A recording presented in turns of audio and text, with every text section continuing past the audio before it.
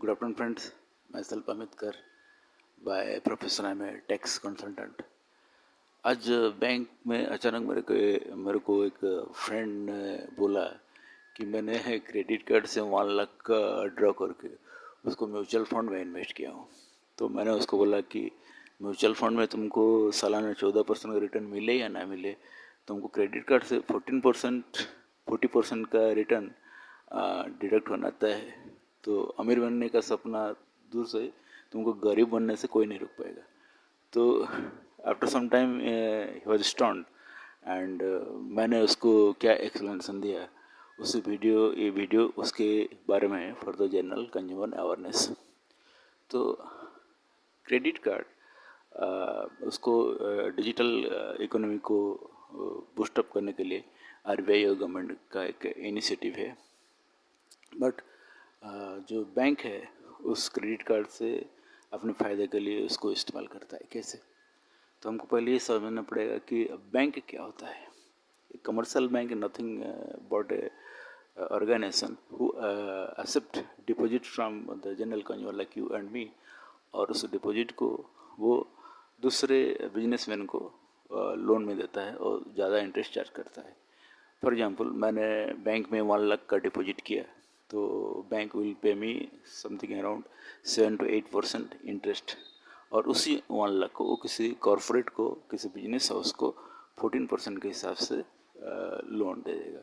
तो जितना बड़ा लोन, जितना बड़ा चार्जेस बैंकों का, उतना बड़ा कमाई। तो credit card is one of the loan facility given by bank. एक तरह का एक प्लास्टिक मनी होता है जो बैंक हमें देता है to purchase the goods and services on credit from the market. a company where severe hires interest rate with GST। General लोगों को बैंकों क्रेडिट कार्ड को बैंक जो चार्ज करता है उसके बारे में शायद पता नहीं है। तो मैं एक एक्सप्लेनेशन देता हूँ कि क्या क्या चार्जेस क्रेडिट कार्ड में बैंक हमसे लेते हैं। तो first one is the annual maintenance charges. ये एनुअल मेंटेनेंस बैंक बोलेंगे फर्स्ट ईयर जो फ्री है, लेकिन second year onwards they will charge you 300 to 500। Second charges हो गया आपका ओवर ड्रायल फैसिलिटी।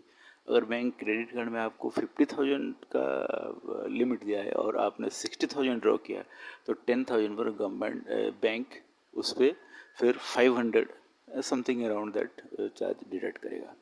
उसके बाद आ गया लेट पेमेंट चार्जेस। अगर बैंक आपको आपका जो बैलेंस है, आप क्रेडिट टाइम के अंदर उसको पेमेंट नहीं करते हैं, तो बैंक आपको एक लिमिट देता है। उस लिमिट को भी आप पे नहीं कर पाते हैं तो bank will charge you the late payment charges, जो कि 300 से लेकर 1000 तक रहता है।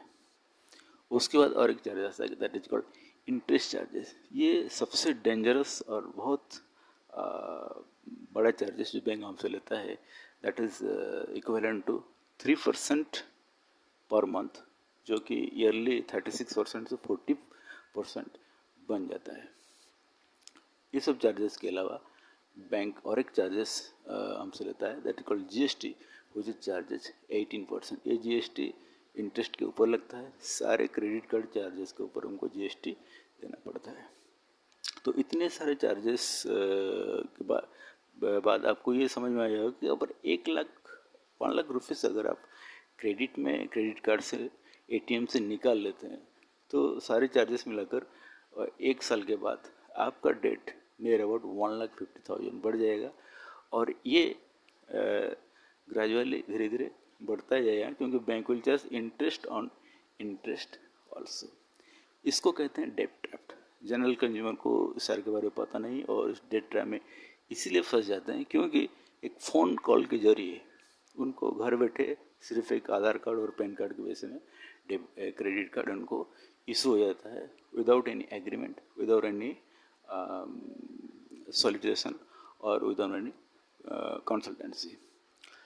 सो इस सब को दूर करने के लिए now RBI have come up with new guidelines from 1st July 2022, जिसका जो एक सर्कुलर आरबीआई ने निकला है उसका लिंक मैंने नीचे शेयर किया हूँ, आप उस लिंक को या उस सर्कुलर को पढ़ सकते हैं। उसका जो मेन इम्पोर्टेंट पॉइंट है मैं आपको उसको धीरे धीरे एक्सप्लेन कर रहा हूँ।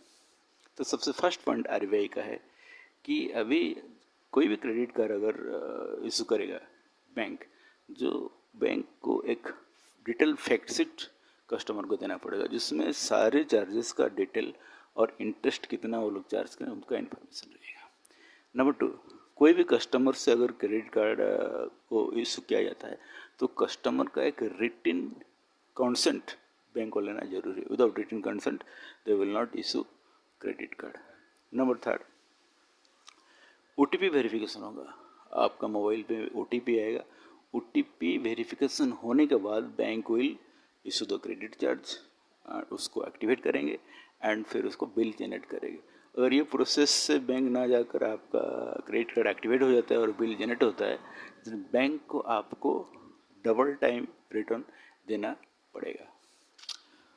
फोर्थ वन इज, अगर कोई भी अपन क्रेडिट कार्ड को ब्लॉक करना चाहता है विद इन 7 days बैंक उसको ब्लॉक करना पड़ेगा, सब्जेक्ट टू आपका कोई भी पेमेंट ड्यू बाकी नहीं है। अगर इस रूल रेगुलेशन को बैंक वायोलेट करता है तो customer has the facility to approach the ombudsman of the bank for the redressal of their grievances, और वो लोग कंज्यूमर कोर्ट में भी जा सकते हैं। They can file a case against the bank for the harassment and the mis informations.